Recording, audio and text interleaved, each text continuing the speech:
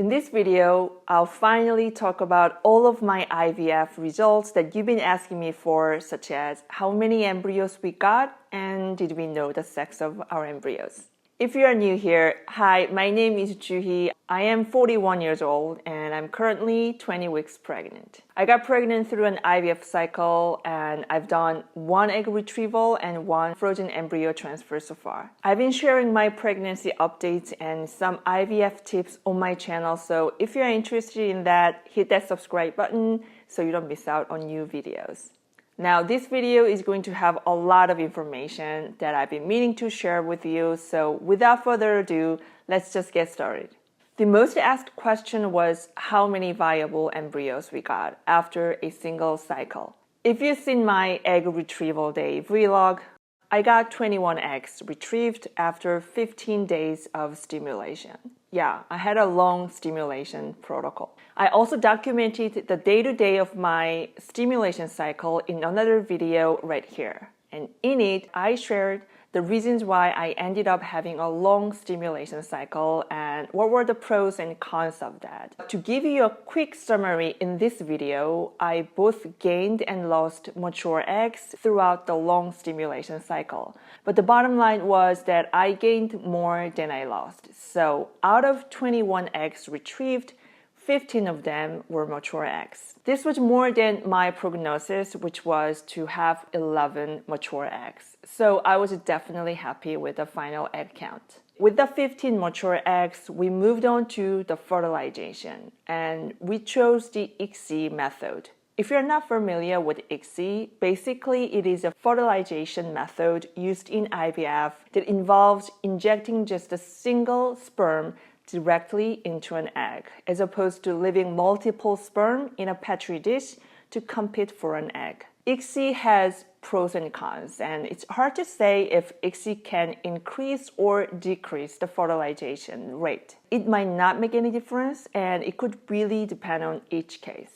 What I can tell you is that ICSI is done by an embryologist, and even a highly experienced embryologist cannot really tell which sperm is healthy and which one isn't just by looking at them. There is a chance that a perfect looking sperm to an embryologist's eyes might not be actually healthy. So the selection of the sperm could be actually rather random with ICSI. Whereas with the natural fertilization method, the selection of the sperm is less random because it's done by nature and the most dominant sperm will be selected. Then if ICSI is so random, why would anyone want to go with ICSI? Well, I think there are at least 2 scenarios where ICSI is preferred over natural fertilization in IVF. Number 1, if you have a male infertility factors like low sperm mobility and high morphology, the natural fertilization rate will be low and ICSI won't reduce the chance of fertilization any further, and it can rather help increase the chance. Number 2, which was our case, is that if you want to do a genetic testing on embryos before the transfer, with ICSI, you are dealing with just a single sperm per egg, whereas with natural fertilization, an extra sperm might get stuck in the fertilized egg, making the test result less accurate. Even though we did not have the male infertility because we have conceived naturally before, and ICSI might rather reduce the fertilization rate, we chose ICSI because our main focus was to have a solid screening process, including genetic testing, and have a healthy embryo to transfer at the end. And our result, out of 15 mature eggs, we got 11 fertilized eggs. This was about a 75% success rate, which was the prognosis. So we were pleased with the result. After the fertilization, we need to wait for about a week to hear back from our clinic. Our fertilized eggs were then monitored in a lab as they were developing, and we opted for genetic testing on our embryos, which meant that we needed to wait for our embryos to grow into a blastocyst. Blastocyst is an early stage of embryo that forms about 5 to 6 days after the fertilization. Generally, blastocysts are more favorable to transfer than, let's say, day 3 embryos because they were able to survive the harsh environment in a lab outside of the womb for a longer period, and they were proven to keep growing and dividing into cells. Statistically, day 5 blastocyst has the highest success rate for a viable pregnancy. And if you choose to do the genetic testing on embryos like we did, you have to wait for an embryo to reach a blastocyst stage anyway, because your embryo needs to have at least 100 cells or more. So an embryologist can remove 5 to 10 cells from the embryo safely and send them over for genetic testing. So a week after the egg retrieval, I finally got a voicemail from my doctor. So I just missed the call. My heart was pounding as I was playing the voicemail. We knew that generally 30 to 50% of fertilized eggs make it to a blastocyst stage. So our expectation was to have 3 to 5 blastocysts. And honestly, I'd been talking to myself that I would be so grateful if we had 4. And the final number of blastocysts we had was... We've got really good news. Wonderful development. We had 6 embryos that made it to the blastocyst stage that were biopsied. And so those 6 embryos are currently frozen. We're sending those cells out for genetic testing. 6 of our fertilized eggs made it to a blastocyst, which was more than 50% of fertilized eggs. I was so pleasantly surprised. You know, it looks like it's going to probably work out. I even burst into happy tears, just contemplating on the journey that I had been on to get to that point. For me, this was the moment for the first time in my IVF journey where I could finally see a light coming through at the end of a dark tunnel. Yeah, I didn't think that I would be so emotional, but and I guess deep down, I really didn't believe that. At one point, maybe I kind of lost hope. I didn't believe that things are gonna work out after the miscarriage. So just to hear that, there are 6 blastocyst embryos, I think it just changed my whole prediction, or I don't know, it just changed something in me.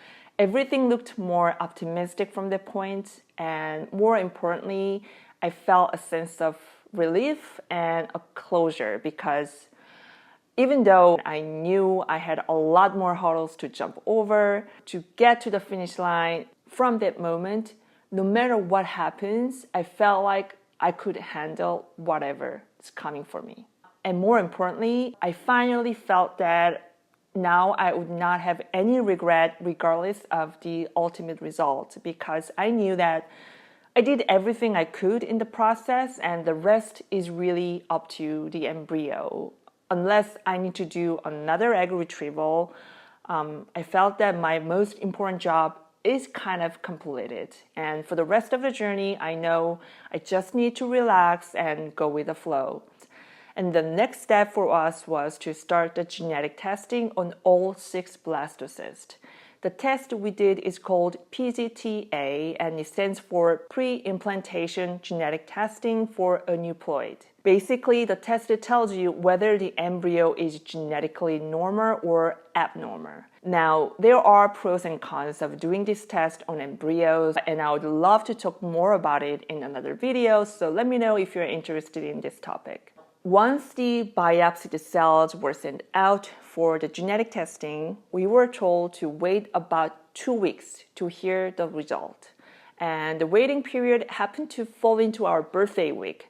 Me and my husband's birthdays are just 3 days apart, so we went to a Caribbean island, Curacao, to celebrate our birthdays and distract ourselves from thinking about the test result too much. To our surprise, just a week later, when we were hanging out in the Marriott Resort pool, we got a call from the clinic. So this was 1 week earlier than they said that they would call us. So I wasn't sure if they were calling us about the PGT-A result or something else. So I didn't pick up. Also, I was in a public space and the beach club next to us was really blasting the music. So I thought it's better if they just leave a voicemail. But then they called us again right away. And I knew it was for something important. So I picked it up. And it was my nurse calling me. And she went, "Do you have a minute? We have the PGT-A result back." And I had to take a deep breath and go, okay. And we hear this most important update of our IVF journey that we worked so hard on, inside the pool, in a swimsuit, fighting against the loud beach music. It was odd, but at the same time, it all made sense. Anyways, so the PGT-A result was 2 out of 6 blastocysts turn out to be unviable. And that leaves us 4 viable embryos to transfer. What's happening? Someone's doing fireworks for us. We were thrilled. We got more than we ever hoped for. Before I get too emotional, let me dissect the test results first, because I think we had a quite interesting test result. So we had 2 unviable embryos, and one of them had trisomy 22. And we found out later that trisomy 22 is the 3rd most common cause of spontaneous abortion, so-called early miscarriage in the first trimester.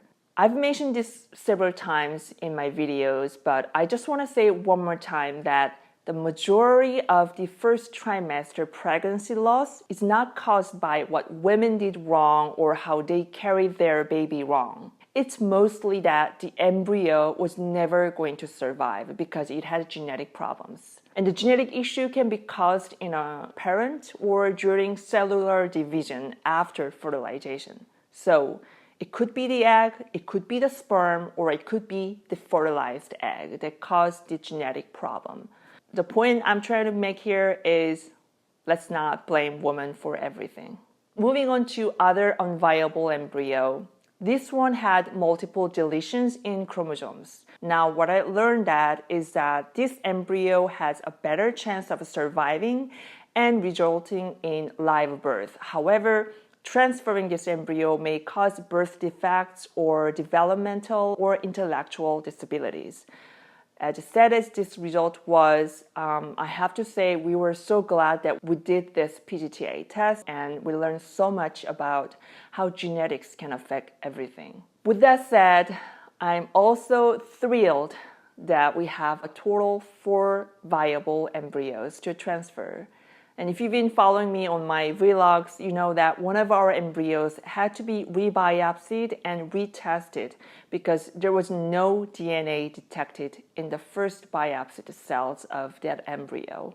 As you know, there are pros and cons of doing a rebiopsy on embryos. And again, I like to talk more about this in another video, so let me know if you are interested in this topic. For us, after thinking long and hard, we decided to take the risk of doing a rebiopsy and retest the embryo so we can have a complete picture of how many viable embryos we have in this cycle. Also, I didn't tell you, but we were enrolled in a program called Shared Risk Program, which is a guaranteed program that costs more than a single IVF cycle, but no more than an embryo banking program.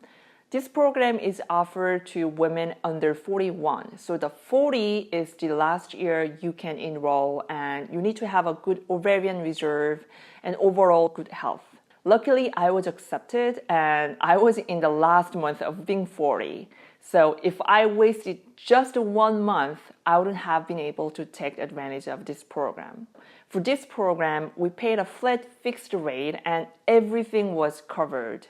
It came with unlimited frozen embryo transfer and up to 6 cycles of IVF.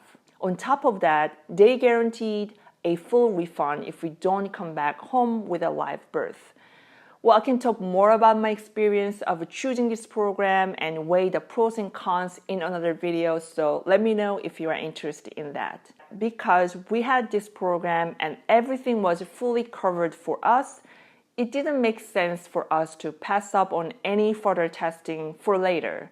So we asked for a rebiopsy and retest. And the result was Oh, is now a good time? Mm-hmm. Yes.